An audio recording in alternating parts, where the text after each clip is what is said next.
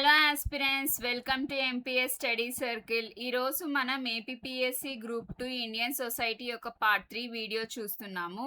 Already మన YouTube ఛానల్లో part 1 and part 2 వీడియోస్ని ఇండియన్ సొసైటీ అనే ప్లేలిస్ట్లో అప్లోడ్ చేశాము. ఒకవేళ ఎవరైనా చూడకుండా ఉంటే అక్కడికి వెళ్ళి చూడండి. దాంతోపాటు మనము ఏపీపీఎస్సీ 2024లో కండక్ట్ చేసినటువంటి గ్రూప్ 2 ప్రిలిమ్స్ నుంచి మనము డైలీ 5 క్వశ్చన్స్ని సాల్వ్ చేస్తున్నాం కదా, డిస్కస్ చేసుకొని డీటెయిల్గా. ఇలానే మనము ఇండియన్ హిస్టరీ అండ్ జియోగ్రఫీ మీద కూడా డీటెయిల్గా with images and maps discuss చేసుకున్నాము.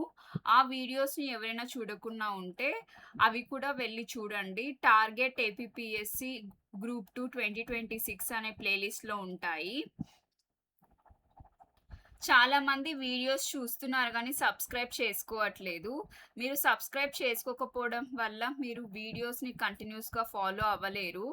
నేను ఈ వీడియోస్లో మీకు 2024లో కండక్ట్ చేసినటువంటి గ్రూప్ 2 ప్రిలిమ్స్ నుంచి అన్ని క్వశ్చన్స్ని ఓవరాల్ 360 డిగ్రీస్ కవర్ చేస్తున్నాను కాబట్టి మీ సిలబస్ అనేది రఫ్గా మొత్తం కంప్లీట్ అయిపోతుంది ఎగ్జామ్ పాయింట్ ఆఫ్ వ్యూలో. సో మీరు సబ్స్క్రైబ్ చేసుకుంటే it will be helpful for you. Late చేయకుండా క్వశ్చన్స్లోకి వెళ్ళిపోదాం. 71st question. India's first high-tech sports training center for Divyangjan, the Atal Bihari Vajpayee Training Center for Disability Sports, inaugurated on 2nd October 2023, is located at 2వ October 2023న దివ్యాంగుల కోసం ప్రారంభించబడిన భారతదేశపు మొట్టమొదటి అత్యాధునిక క్రీడా శిక్షణా కేంద్రం the Atal Bihari Vajpayee training centre for disability sports ఎక్కడ నిర్మించబడింది? Options: option 1 Rajkot Gujarat, option 2 Gwalior Madhya Pradesh, option 3 Ahmedabad Gujarat, option 4 Prayagraj Uttar Pradesh. Correct answer is Gwalior Madhya Pradesh. మనకి ఇక్కడ క్వశ్చన్ ఏమడుగుతున్నారంటే India's first high tech sports training centre for దివ్యాంగన్ అనేది ఎక్కడ ఉంది అనేసి మనకు క్వశ్చన్ అడుగుతున్నారు. అది మనకి గ్వాలియర్ మధ్యప్రదేశ్లో ఉంది. Will see this answer in detail. The Atal Bihari Vajpayee Training Center for Disability Sports is a state-of-the-art facility designed to provide world-class training specifically for para-athletics. Okay, దీన్ని మనకి Atal Bihari Vajpayee training centre for disability sports అనేది మనకి PM Narendra Modi గారు October 2nd 2023న inaugurate చేశారు. That is on behalf of Gandhi Jayanthi.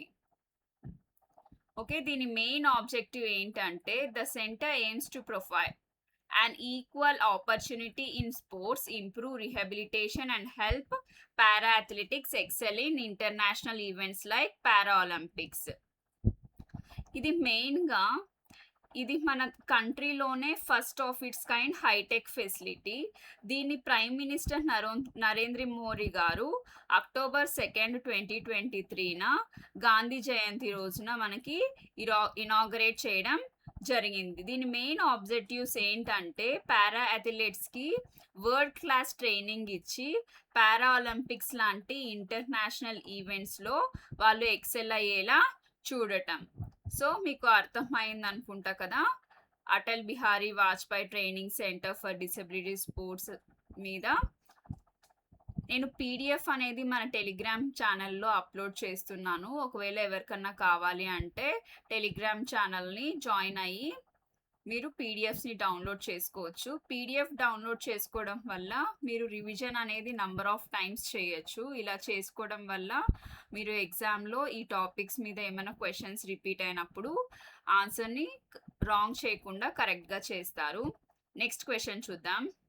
72nd question. Under whose chairmanship was a high-level committee on socio-economic, health and educational status of tribal communities of India set up by Prime Minister's office in 2013? భారతదేశంలోని గిరిజన వర్గాల సామాజిక, ఆర్థిక, ఆరోగ్యం మరియు విద్యా స్థితిగతులపై ఉన్నత స్థాయి కమిటీని 2013లో ప్రధానమంత్రి కార్యాలయం ఎవరి అధ్యక్షతన ఏర్పాటు చేసింది? Options option 1 doctor Joseph Bara, option 2 doctor Kamal K Mishra, option 3 doctor Hrushikesh Panda, option 4 professor Virginius జాజా. దీని కరెక్ట్ ఆన్సర్ వచ్చేసేసి ప్రొఫెసర్ వెర్గీనియస్ జాజా. ఇక్కడ క్వశ్చన్ ఏమని అడిగారంటే tribal community socio economic status పైన ప్రైమ్ మినిస్టర్ ఆఫీస్ 2013లో ఎవరి చైర్మన్షిప్లో కమిటీ వేసింది అని అడిగారు. ప్రొఫెసర్ వెర్గీనియస్ జాజా యొక్క చైర్మన్షిప్లో ఈ కమిటీ అనేది ఏర్పాటు చేయడం జరిగింది. ఈ క్వశ్చన్కి ఆన్సర్ని ఇంకా డీటెయిల్గా చూద్దాము.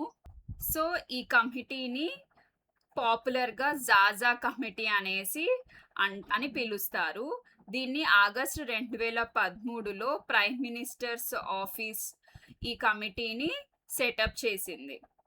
దీని మెయిన్ దీన్ని డీటెయిల్స్కి వచ్చేసరికి ఈ కమిటీ మనకి 2014లో రిపోర్ట్ అనేది ఇవ్వడం జరిగింది. అందులో ఏం చెప్పారంటే ఈ రిపోర్ట్లో అన్ని సేఫ్ గార్డ్స్ ఉన్నప్పటికీ ట్రైబల్ కమ్యూనిటీస్ ఇంకా మార్జినలైజ్డ్గానే ఉన్నారు, అంటే ఇంకా పావర్టీ లెవెల్లోనే ఉన్నారు. ఎస్పెషల్లీ డెవలప్మెంట్ ప్రాజెక్ట్స్ వల్ల డిస్ప్లేస్మెంట్ ఎక్కువ అవుతుంది అని ఐడెంటిఫై చేశారు. డిస్ప్లేస్మెంట్ ఎక్కువ అవుతుంది అనేసి అంటే వాళ్ళు ఏమన్నా ప్రాజెక్ట్స్ని కన్స్ట్రక్ట్ చేయాలి అని అంటే వాళ్ళని ఒక ప్లేస్ నుంచి ఇంకొక ప్లేస్కి మారుస్తూ ఉంటారు అన్నమాట. దానికి వాళ్ళకంటూ ఏమీ మనీ కూడా పే చేయకుండా వాళ్ళకంటూ ఏమీ సొంతంగా లేకుండా అయిపోతున్నాయి. ఈ ఆప్షన్స్లో రిమైనింగ్ ఆప్షన్స్ ఉన్నాయి కదా, ఆ రిమైనింగ్ ఆప్షన్స్లో ఉన్న 3 మెంబర్స్ డాక్టర్ జోసెఫ్ బారా, డాక్టర్ కమల్ కే మిశ్రా, ఇంకా డాక్టర్ హృషికేష్ పాండా, ఈ ముగ్గురు కూడా ఈ జాజా కమిటీలో మెంబర్స్గా వర్క్ చేశారు. ఇక్కడ మనం గుర్తు పెట్టుకోవాల్సింది ఏంటంటే మనము జాజా కమిటీ గురించి చదివినప్పుడు మనము మర్చిపోయి అందులో ఉన్న మెంబర్స్ అందరినీ గుర్తు పెట్టుకుంటాం, కానీ అందులో ఎవరు చైర్మన్ అనేసి స్పెసిఫిక్గా మనము గుర్తు పెట్టుకునే దానికి ఛాన్సెస్ తక్కువ. అందుకోసమే ఆప్షన్స్లో కూడా రిమైనింగ్ వాళ్ళందరూ కూడా మెంబర్స్నే ఇచ్చారు.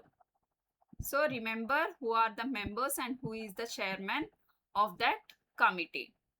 Next question, 73rd question, who stated that I measure the progress of a community by the degree of progress which women have achieved.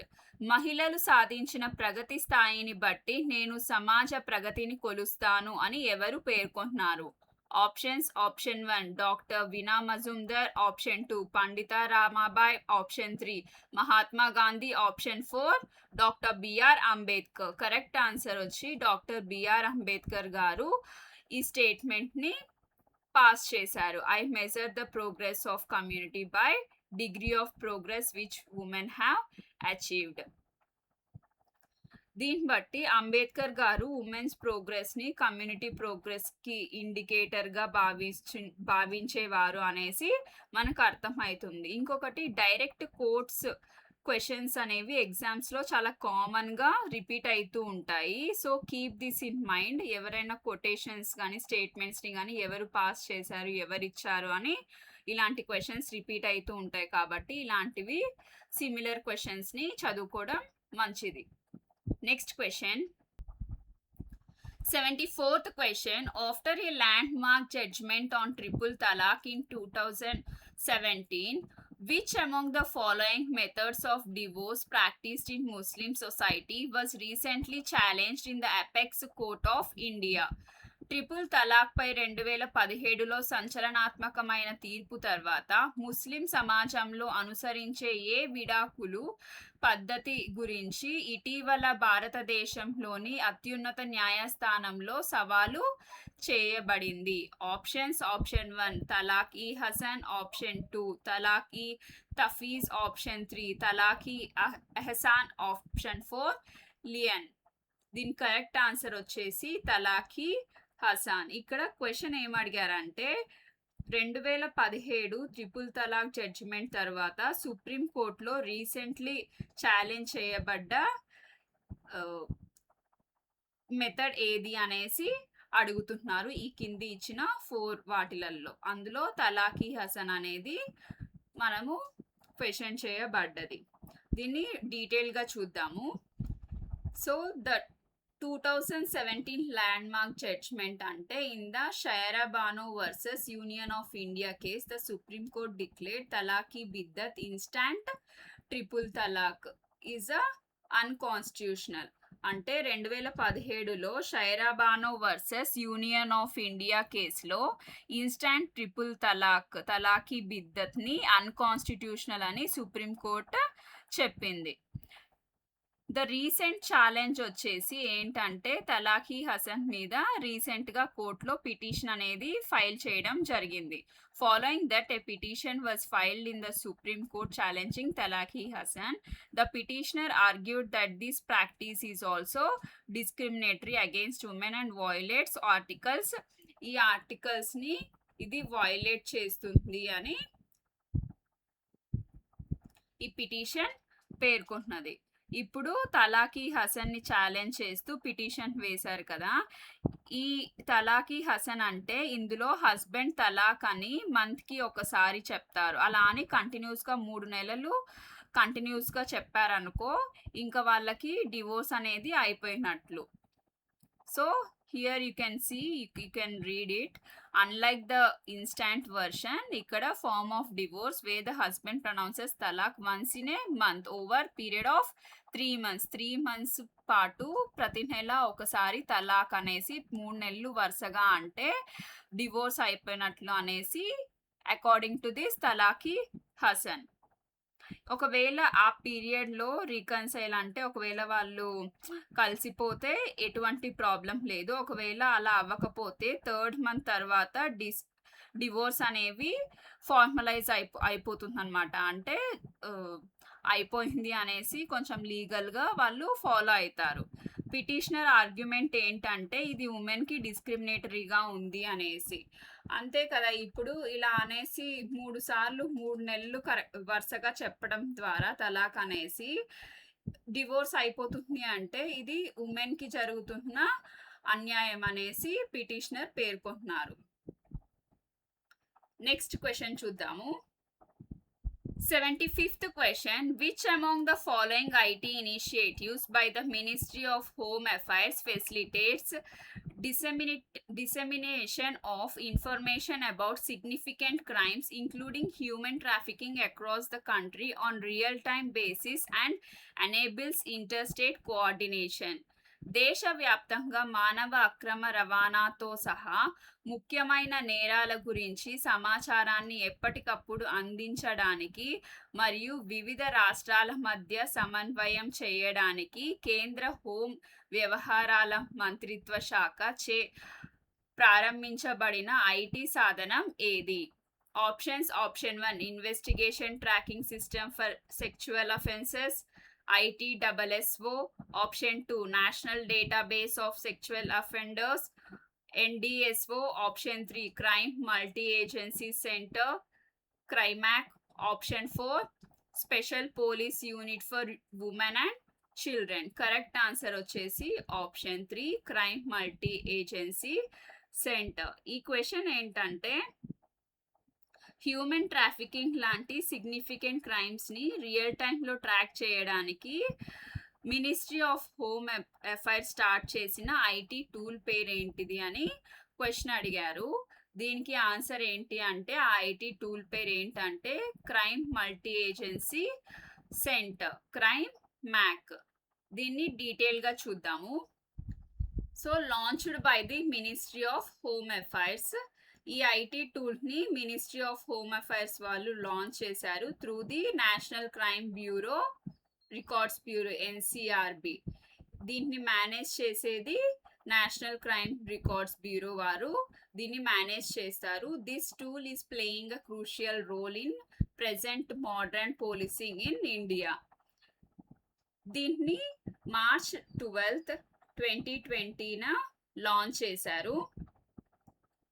This is to mark the 35th NCRB Foundation Day. 35th NCRB Foundation Day రోజున దీన్ని launch చేయడం అనేది జరిగింది. దీనివల్ల జనరల్‌గా ఏమైతుందంటే, జనరల్‌గా criminals ఒక స్టేట్ నుంచి ఇంకొక స్టేట్‌కి జంప్ అయ్యి ఎస్కేప్ అవుతారు. అలాంటి ఇంటర్ స్టేట్ గ్యాంగ్స్‌ని క్యాచ్ చేయడానికి రియల్ టైమ్‌లో డేటా షేర్ చేసుకోవడానికి క్రైమ్ యాక్ ఒక కామన్ ప్లాట్‌ఫార్మ్‌లా పనిచేస్తుంది. ఒక రాష్ట్రంలో క్రైమ్ చేసి ఇంకొక రాష్ట్రానికి వెళ్ళిపోవడం వల్ల, ఎస్కేప్ అయిపోవడం వల్ల, అంటే ఒక స్టేట్‌లో క్రైమ్స్ ఇంకొక స్టేట్‌లో తెలియడానికి ఇంతకుముందు చాలా టైం పట్టేది కాబట్టి, నేరస్తులు ఒక స్టేట్‌లో క్రైమ్ చేసి ఇంకొక రాష్ట్రానికి పారిపోయేవారు. కానీ ఇప్పుడు ఇలా క్రైమ్ యాక్ట్ లాంటి ఐటీ టూల్స్ రావడంతోటి ఇన్ఫర్మేషన్ అంతా ఇందులో అప్‌డేటెడ్‌గా ఉంటుంది కాబట్టి, ఒక రాష్ట్రం నుంచి ఇంకో రాష్ట్రానికి నేరస్తులు పారిపోయినప్పటికీ వాళ్ళ గురించి అందరికీ తెలిసే ఉంటుంది. సో, ఇక్కడంతా ఉంది కదా! Criminals often cross states border to evade capture before crime act sharing information between states were often slow. చాలా స్లోగా ఉండేది క్రైమ్ యాక్ట్ కన్నా ముందు. కాకపోతే క్రైమ్ యాక్ట్ వచ్చిన తర్వాత రియల్ టైమ్ షేరింగ్ ఇన్ఫర్మేషన్ అనేది చాలా ఫాస్ట్‌గా అయిపోయింది. ఇది ప్రైమరీ ఫంక్షన్ ఏంటో ఇందాకనే చెప్పాం కదా! ఇది ఆహ్, చాలా ఫాస్ట్‌గా ఎవరైనా క్రైమ్స్ గాని చేసినట్లయితే లైక్ హ్యూమన్ ట్రాఫికింగ్ ఆర్ ఇలాంటి వాళ్ళని చాలా ఫాస్ట్‌గా ఎలాంటి స్టేట్స్‌లో గాని, యూనియన్ టెరిటరీస్‌లో గాని ఫాస్ట్‌గా వాళ్ళ ఇన్ఫర్మేషన్ అనేది మనకి తెలిసిపోతుందనమాట. ఇంటర్ స్టేట్ కోఆర్డినేషన్ కూడా ఉంటుంది. మొత్తం అన్ని స్టేట్స్ ఒక యూనిట్ లాగా వర్క్ చేయడం అనేది జరుగుతుంది. This makes to catch the interstate gangs and criminals more easy for us. Okay. ఈ రోజుటి వీడియో మీకు నచ్చింది అని అనుకుంటున్నాను. ఒకవేళ నేను చెప్పిండే కంటెంట్ మీకు నచ్చినట్లయితే నా వీడియోకి లైక్ చేయండి. అలానే కమెంట్ కూడా పెట్టండి. మీకు ఏ టాపిక్ అనేది బాగా అర్థమైంది అని. దాని ద్వారా నాకు ఇంకా బాగా కంటెంట్ ఇవ్వాలి అని అనిపిస్తుంది. ఇంకా మీ ఫ్రెండ్స్ ఎవరైనా ఏపీపీఎస్సీ గ్రూప్ 2కి ప్రిపేర్ అయితూ ఉంటే ఈ వీడియోస్‌ని షేర్ చేయండి. వాళ్ళకి కూడా యూజ్‌ఫుల్‌గా ఉంటుంది. Thank you.